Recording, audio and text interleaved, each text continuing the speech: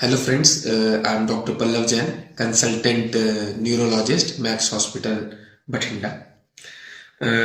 आज मैं आप सबके साथ एपिलेप्सी यानी कि मिर्गी, जिसे आम भाषा में मिर्गी कहते हैं, उसके बारे में कुछ बातचीत करना चाहूँगा।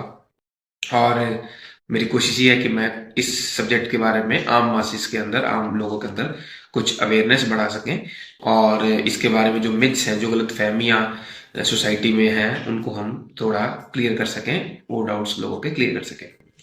तो बेसिकली जो एपिलेप्सी या मिर्गी कहते हैं, ये दिमाग की इलेक्ट्रिकल एक्टिविटी के एबनॉर्मल होने के कारण होती है, और उसके कारण इंसान को दौरे आते हैं, जो आम भाषा में लोग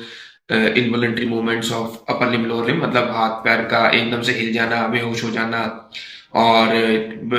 टीथ का आपस में लगना, ये सब चीजें लोगों को दिखती हैं आमतौर पे, जिसको मिर्गी का दौरा कहा जाता है। तो एक बात मैं यहाँ क्लियर करना चाहूंगा कि ये किसी भी तरह की मानसिक विकलांगता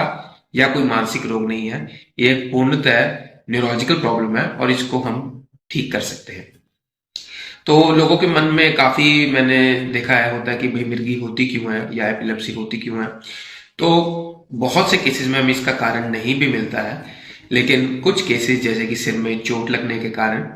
इन्फेक्शन, दिमागी इन्फेक्शन होने के कारण, या नवजात शिशुओं में जन्म के दौरान पूरी तरह ऑक्सीजन दिमाग में ना पहुंचने के कारण, या कोई और किसी तरह की इंजरी होने के कारण दिमाग की मिर्गी का दौरा आ सकता है। तो मिर्गी के दौरे, जिस भी मरीज को मिर्गी का दौरा आता है, उसके लिए हम आमतौर पर सीटी स्कैन या एमआरआई ब्रेन करवाते हैं,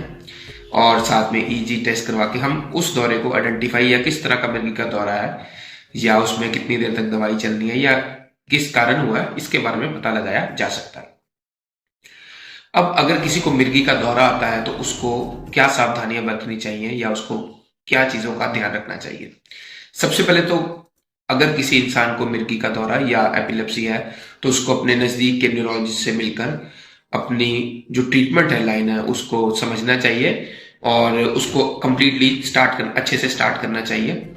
और उसी अपने न्यूरोलॉजिस्ट के कहने के अनुसार उसको अपनी ट्रीटमेंट लेनी चाहिए।